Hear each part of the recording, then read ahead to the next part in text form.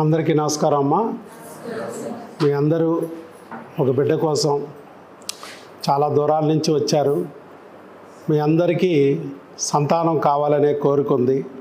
కాకపోతే ఆ సంతానాన్ని ఎలా పొందాలనే దారి తెలియక బాధపడుతుంటే ఆ భగవంతుడు మీకు యూట్యూబ్ ద్వారా కానీ, స్నేహితుల ద్వారా కానీ, బంధువుల ద్వారా కానీ నా గురించి తెలియజేసి ఇక్కడికి తీసుకొచ్చాడు. సో మీకు తెలియాల్సింది ఏంటంటే, సంతానం పొందాలంటే ముఖ్యంగా మనం కొన్ని విషయాల పట్ల శ్రద్ధ పెట్టాలి. తెలుసుకున్నా కూడా దాన్ని ఆచరించట్లేదు. అక్కడే సమస్యలు వస్తున్నాయి. సంతానం కలగలేదని దేవుని మీద అలిగి, డాక్టర్ మీద అలిగి, డాక్టర్ని మారుస్తూ, దేవుణ్ణి మారుస్తూ అలా కాలక్షేపం చేసుకుంటూ వెళ్ళిపోతున్నారు. కానీ ప్రెగ్నెన్సీ రావాలంటే మార్చాల్సింది దేవుణ్ణి కాదు, డాక్టర్ని కాదు, మారాల్సింది భార్య భర్త వాళ్ళిద్దరు. వాళ్ళు మారితే వారి జీవితం మారిద్ది అనే విషయాన్ని మనం కౌన్సిలింగ్ ద్వారా చక్కగా తెలియజేస్తున్నాం. ఇవాళ కూడా కొత్త వాళ్ళకి ఇక్కడ మీకు 1 గంట 2 గంటలు కౌన్సిలింగ్లో నేను ఈ విషయాలన్నీ తెలియజేస్తాను. ప్రెగ్నెన్సీ పొందడం అనేది ఎంత సులభంగా సాధించవచ్చు అనే విషయాల్ని మీకు తెలియజేస్తాను. వాటిల్లో మీరు కొన్ని పాయింట్స్ని అర్థం చేసుకుని ఇంటి దగ్గర ఆచరించాలి. ఆచరించుకోకుండా డాక్టర్ గారు ఇచ్చేదిలే, దేవుడు ఇచ్చేదిలే అని మీరు మళ్ళా మీ పనులన్నీ మీరు చేసుకుంటూ వీటి పట్ల శ్రద్ధ పెట్టుకోకుండా నిర్లక్ష్యంగా ఉంటే మీరు అనుకున్న కోరిక నెరవేరదు. భగవంతుడు మీకు కొన్ని పరీక్షలు పెడుతున్నాడు, మీరు గుర్తించాలి. ఆ పరీక్షల్లో మీరు నెగ్గి తీరాలి. మీరే నెగ్గాలి, డాక్టరు కాదు, మరొకరు కాదు. ఇక్కడ నెగ్గాల్సింది మీరు, ఆ బిడ్డని సాధించుకోవాల్సింది మీరు. అందుకు గాను ఉపయోగపడే వాటిల్లో ముఖ్యమైనది ఆహారం. ఆహారం అనేది మీకు వీర్య వృద్ధికి, అండాల క్వాలిటీకి, మీ బిడ్డ ఎదుగుదలకి మూలాధారం. అలాంటి ఆహారము మీరు తీసుకునే విధానం కానీ, ఇక్కడ వాటిని ఎలా మీరు స్వీకరించాలనే విధానం కానీ చెప్పడానికి ఒక పాయింట్ ఇక్కడ నేను మీకు చెప్పి ఈ అన్నప్రసాద వితరణ కార్యక్రమాన్ని మీకు ఇవాళ ఇవ్వబోతున్నాం. ఇది ఎక్కడా కూడా లేని విధానం. మీరు ఎక్కడ దేశంలో, రాష్ట్రంలో, ప్రపంచంలో ఎక్కడ చూడరు ఇలాంటి పద్ధతి. ఒక డాక్టర్ గారు భోజనం పెట్టడం ఏంటి, అది కూడా ఒక ప్రైవేటు డాక్టర్, ఎక్కడ చూడరు మీరు. నెలకు 3 లక్షలు ఫీజు తీసుకుంటూ ఐవీఎఫ్లు చేసే, ఆపరేషన్ చేసే డాక్టర్ గారు కూడా నీకు భోజనం పెట్టిన దాఖలాలు లేవు. కానీ ఇక్కడ సంవత్సరానికి 500 ఫీజు తీసుకుంటూ కూడా మేము ఈ అన్నాన్ని ప్రసాదం కింద ఇవ్వటం జరుగుతుంది. గత 8 నెలల నుంచి మన దగ్గరికి వచ్చిన వాళ్ళకి ఈ భోజనం పెడుతున్నాం. ఎందుకు పెడుతున్నామంటే అన్నం అనేది చాలా ముఖ్యమైన విషయం అనేది మీరు గుర్తుపెట్టుకోవాలి. వండుకునేటప్పుడు శ్రద్ధ పెట్టాలి, ఆ వండుకున్న దాన్ని తినేటప్పుడు శ్రద్ధ పెట్టాలి. అలాగే ఆహారాన్ని ఎవరి చేతులు పడితే వాళ్ళ చేతుల మీద కూడా మీరు తీసుకోకూడదు. నీ శత్రువుల చేతుల మీదుగా, నీ పట్ల మరి ద్వేషము, అసూయ, పగతో ఉన్నవారి చేతుల మీదుగా మీరు ఎల్లప్పుడూ కూడా ఆహారాన్ని స్వీకరించవద్దు. స్వీకరించారా అది విషంతో సమానం. వాడు విషం కలపపోయినా నీకు విషంలాగా మారిద్ది అది. అలాగే మీ అమ్మ ద్వారా కానీ, మీ ఆవిడ ద్వారా కానీ, నీ మేలు కోరే వారి ద్వారా కానీ వారి నుంచి మీరు ఆహారము తీసుకోవాలి. ముఖ్యంగా దేవుళ్ళ లాంటి మనుషుల ద్వారా మీరు ఆహారం తీసుకుంటే వారి పుణ్యఫలం మీకు చేరి నీకు 12 బిడ్డ పుడతాడు. ఒక పులిహారని ఇంటి దగ్గర తింటే వట్టి పులిహారే, అదే గుడిలోకి వెళ్ళి పూజారి గారి చేతుల మీదుగా తీసుకుంటే అది ప్రసాదం. ఒక ద్రాక్ష రసాన్ని మీరు రోడ్డు మీద తాగితే అది వట్టి జ్యూస్, అదే పాస్టర్ గారి చేతుల మీదుగా తీసుకుంటే ఆ బ్రెడ్, ద్రాక్ష రసం ప్రసాదం. ముస్లింలు హలాల్ చేస్తారు. ఇలా ఆహారాన్ని పట్ల భగవంతుడిని మిళితం చెయ్యాలి. అప్పుడే అది అన్నం పరబ్రహ్మ స్వరూపం అయింది, ఆహారం అనేది కూడా ప్రసాదం అయింది. అలాగే తినేటప్పుడు కూడా మీరు వెంకటేశ్వర స్వామిని పూజిస్తే వెంకన్న ప్రసాదంగా భావించాలి. అల్లాని పూజిస్తే అల్లా ప్రసాదం, యేసు ప్రభుని నమ్ముకుంటే యేసయ్య ప్రసాదంగా భావించి స్వీకరించాలి.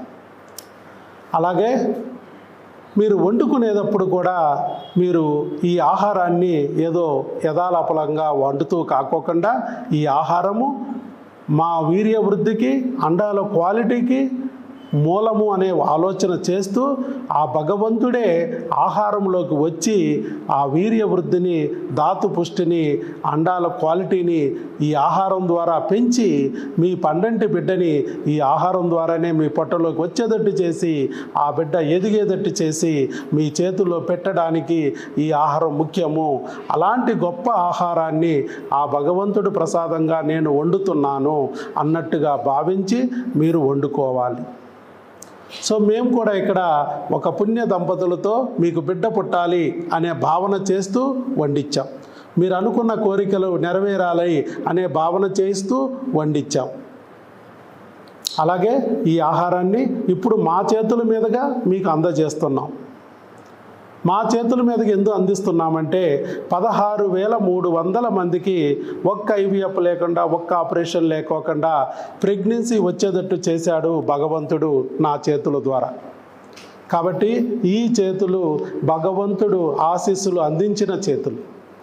ఈ చేతుల ద్వారా మీకు ఆహారం అందితే మేలు జరుగుద్దనే ఆలోచనతో ఈ ఆహారాన్ని మీకు అందిస్తున్నాం.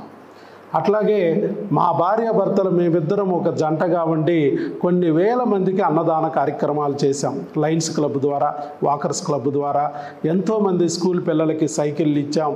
అలాగే కాలేజీ పిల్లలకి స్కూల్ ఫీజులు కట్టాం. అలాగే స్కూల్లో కళ్ళజోడు లేక, కంటి చూపు మందగించి, బ్లాక్ బోర్డు కనపడక హెడేక్తో బాధపడుతూ చదువులో వెనకబడుతున్న పిల్లలకి కంటి పరీక్షలు చేయించి కళ్ళజోడులు ఫ్రీగా ఇచ్చాం. ఆడపిల్లలకి పెద్దయ్యాక, అమ్మలయ్యాక క్యాన్సర్లతో బాధపడుతున్నారు, సర్వికల్ క్యాన్సర్. అది స్కూల్ పిల్లలప్పుడే 9 నుంచి 14 ఏళ్ల వయసులో ఉన్నప్పుడే టీకా వేస్తే ఫ్యూచర్లో వాళ్ళకు క్యాన్సర్ రాకుండా ఉంటుంది.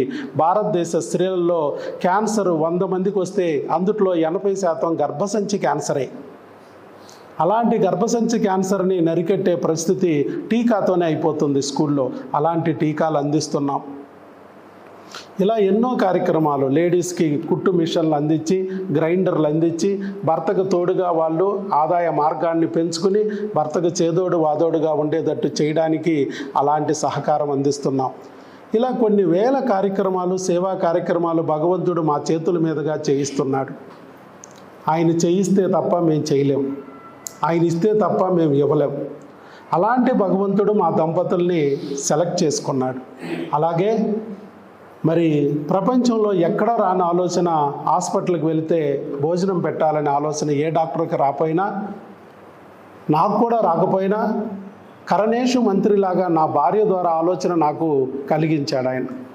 ఆవిడ కూడా మరి భర్త ఖర్చు పెడుతుంటే డబ్బులు ఖర్చు పెట్టేస్తున్నాడు మా ఆయన అని అలాంటి ఆలోచన చేయకోకుండా కరణేషు మంత్రిలాగా, ఒక అమ్మలాగా నా భర్తను నమ్ముకుని ఇంతమంది ఇంత దూరాల నుంచి వస్తున్నారు, తిని తినక వస్తున్నారు, ఆటోలు ఎక్కి, బస్సులు ఎక్కి ఇంత దూరం వస్తున్నారు, వాళ్ళని భోజనం కోసం బయటికి పంపిస్తుంటే ఊరు కాని ఊరిలో దారి తప్పిపోతున్నారు, ఇబ్బందులు పడుతున్నారు. మరి వారికి మనమే భోజనం తీసుకొచ్చి పెడితే వసతిగా ఉంటుందని చెప్పి ఆలోచన చేసి ఆవిడ ప్రారంభించారు. ఆగస్టు 2025 నుంచి ఇప్పుడు వరకు దాదాపు 8 నెలల నుంచి ఈ కార్యక్రమం నిత్య అన్నప్రసాద వితరణ కార్యక్రమం కింద ఒక అమ్మ మనసుతో ఆవిడ ద్వారా భగవంతుడు స్టార్ట్ చేయించాడు. సో మీరు మా దంపతులు చేసిన ఈ పుణ్య కార్యాల వల్ల ఆ పుణ్యం మీకు కూడా జమ అయ్యి మీకు కూడా పండంటి బిడ్డ పుడితే మీరు కూడా సంతోషంతో ఉంటారు. అంత దూరం నుంచి మమ్మల్ని నమ్ముకు వచ్చినందుకు మా వంతుగా ఈ కార్యక్రమాన్ని భగవంతుడి కార్యక్రమంగా మేము ఆ భగవంతుడి ప్రసాదంగా మీ చేతికి అందిస్తున్నాం. ఈ ఆహారాన్ని ఎట్టి పరిస్థితుల్లో వేస్ట్ చేయొద్దమ్మా. ఒక్క మెతుకు కూడా వేస్ట్ చేయకుండా భగవత్ ప్రసాదంగా స్వీకరించండి. తినలేని వాళ్ళు ఆయమ్మ కన్నా ఇవ్వండి తప్ప డస్ట్బిన్లో పడేయొద్దు. Okay, all the best. God bless you.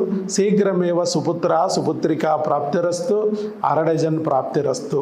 మీకు అన్నీ ఎలాగైతే యూట్యూబ్ వీడియో ద్వారా, స్నేహితుల ద్వారా మిమ్మల్ని భగవంతుడు ఇక్కడికి రప్పించాడో, ఐవీఎఫ్ లేకుండా, ఆపరేషన్ లేకుండా ప్రెగ్నెన్సీ తెచ్చుకునే దారి చూపించాడో, అలాగే 500 ఫీజు తీసుకుంటున్న డాక్టర్ గారే భోజనం పెట్టగలిగినప్పుడు, సంవత్సరానికి 500 తీసుకుంటూ భోజనం పెట్టగలిగినప్పుడు, నెలకు 2 లక్షలు 3 లక్షలు తీసుకుని ఐవీఎఫ్లు చేసే డాక్టర్ములు ఈజీగా పెట్టొచ్చని భగవంతుడు ఆ మంచి మనసున్న డాక్టర్ములకు కూడా చూపించి వాళ్ళ దగ్గరికి వెళ్ళిన పేషెంట్లు కూడా భోజనం పెట్టుకోవడానికి ఈ వీడియో వీడియో ఫోటో భగవంతుడు తీసుకెళ్ళి వాళ్ళకు చూపించి ఆ కార్యక్రమం కూడా చేయిస్తారు అనే ఉద్దేశంతో ఇది చేస్తున్నాం. ఒక మంచి కార్యక్రమంలో మనం అందరం కూర్చున్నాం. ఒక మంచి ఆ దేవుడు చేయబోతున్న దానికి రుజువుగా మనం ఇక్కడ ఉన్నామన్నట్టుగా భావన చేయండి. అతి తొందరలోనే మీకు కూడా ఆ పండంటి బిడ్డ పుడతాడు. చక్కగా మీరు కూడా మాతృదేవత పితృదేవతలు అవుతారు, దేవుళ్ళు అవుతారు. కాబోయే దేవుళ్ళనే మా ఇంటికి అతిథులుగా భగవంతుడు పంపించాడని మేము కూడా మరి భోజనం పెట్టుకునే అదృష్టం కలిగిందని చెప్పి ఈ భోజన కార్యక్రమాన్ని కొనసాగిస్తున్నాం. All the best. మేడం కూడా ఒక్కసారి బ్లెస్ చేస్తారు. తర్వాత ఈ అన్నప్రసాద కార్యక్రమం జరుగుతుంది. అందరికీ ఆల్ ది బెస్ట్ అండి. అధికారంలో మీ అందరూ అమ్మానాలు థ్యాంక్ యూ సో మచ్.